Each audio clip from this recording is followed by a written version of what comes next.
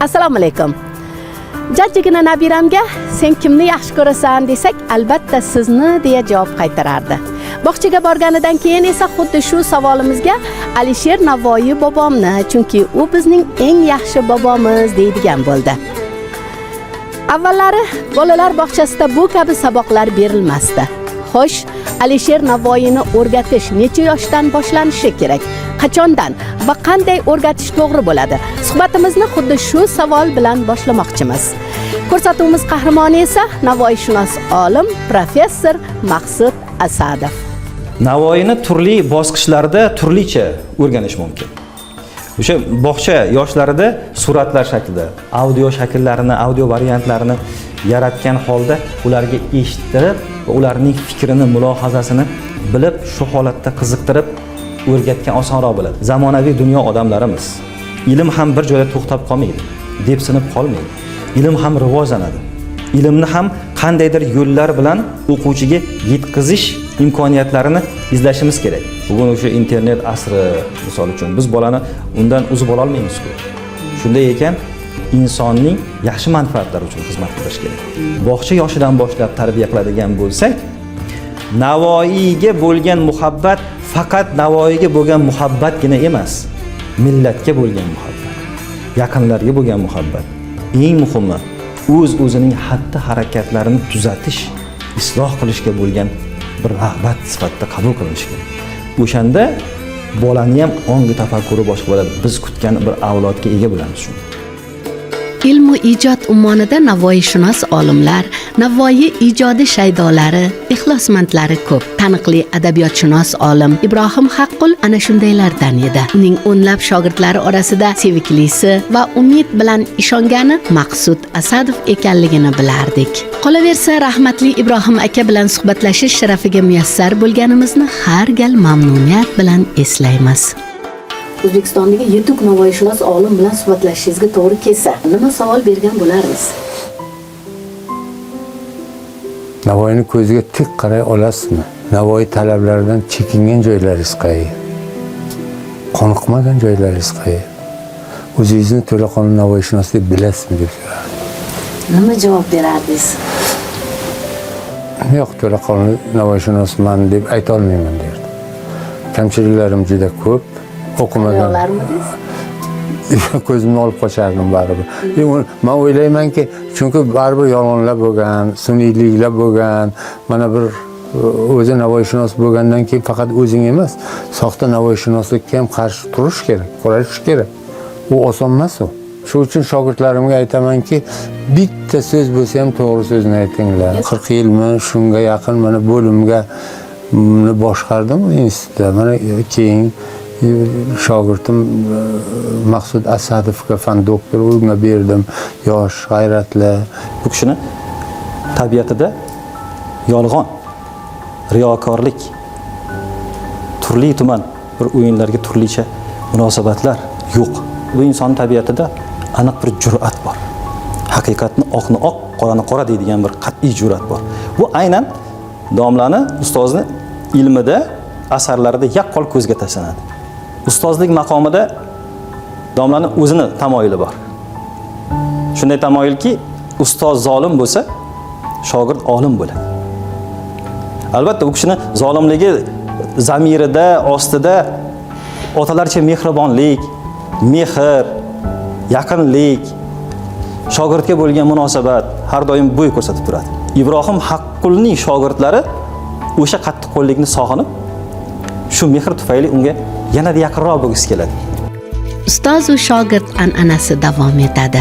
Ustozlar boshlagan buyuk ishlarni asl shogirdlari oxiriga yetkazishadi. O'shanda Navoiyshunos olim Ibrohim Haqqul ta'kidlab o'tganlaridek, 2020-yil 19-oktyabrda prezidentimiz tomonidan Alisher Navoiy tavalludining 580 yilligi keng nishonlanishi to'g'risidagi qarori e'lon qilingandi. Mana shu qarorda Alisher Navoiy ensiklopediyasining 4 jilddan iborat nashri masalasi alohida ko'rsatilgan. Bugun davlatimizning qo'llab-quvvatlashi natijasida katta nashr vujudga keldi. Bu nashrning targ'iboti masalasi ham hukumatimiz e'tiboridan chetda qolmadi.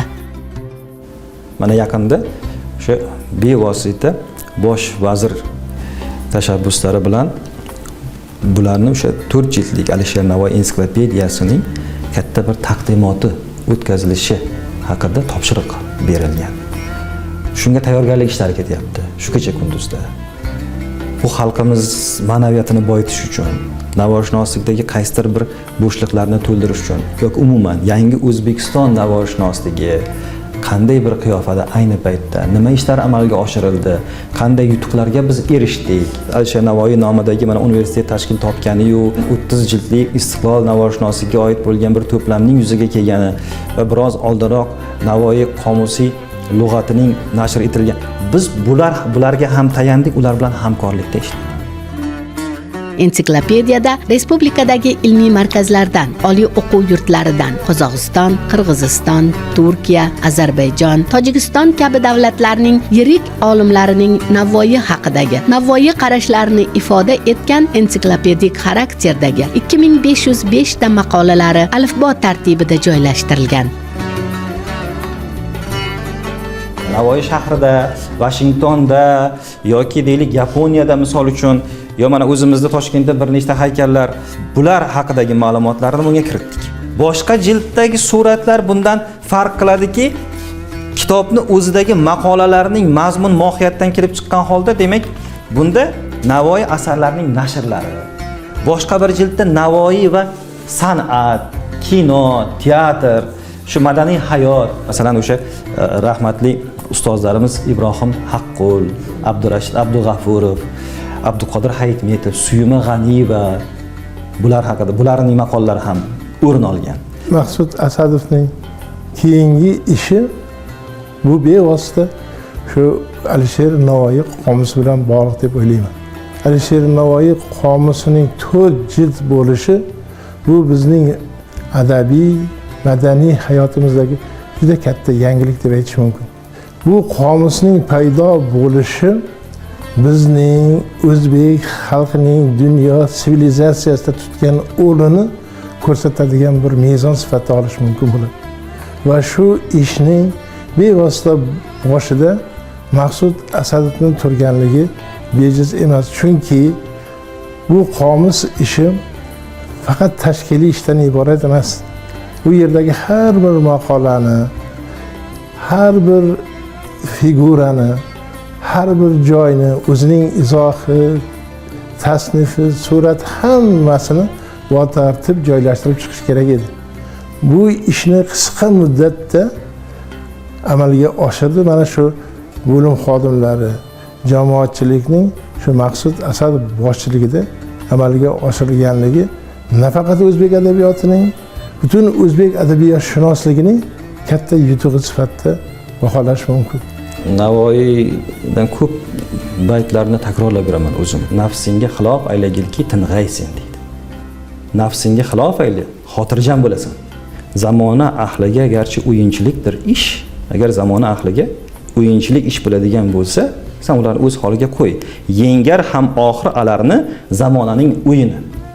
Oxir oqibat shu bilan andarmon bo'lib, o'zini vaqtini o'zi olib, o'zini umrini behuda u sarf qiladi. Menga ne yori ne oshiq havasdir, agar men odam bo'lsam ushbu basdir. Navoiy faylasuf shoir. Shaxsiyat va ijodni bir-biridan ajratib bo'lmaydi. Bir suhbatda shunaqa savol bo'ldiki, shu faqat Navoiyni bir 4-5 ta navoiyshunos o'ziniki qilib oldi. Go'yoki bir xususiylashtirib olganday, vaholanki Navoiy xalqniki, u haqda hamma narsa aytishi mumkin-ku. To'g'ri. Hamma aytishi mumkin. Navoiy xalqniki. Buni hech kim cheklamaydi. Lekin qanday aytishga bog'liq? Nima deb aytishga bog'liq? Shu aytilayotgan gap, fikrlar Navoiy aytayotgan haqiqatga mos bo'lmasa, Navoiy haqida aytishga haqqim bor deb to'g'ri kelgan gapni aytsak va boshqalarni shunga ishontirib qo'ysak, unda nima bo'ladi? Unda biz uzoqlashtirib qo'ymaymizmi? Shunga o'zimizni ma'nani haqli deb bilamizmi? Biz shu tomonni ham o'ylab ko'rishimiz kerak.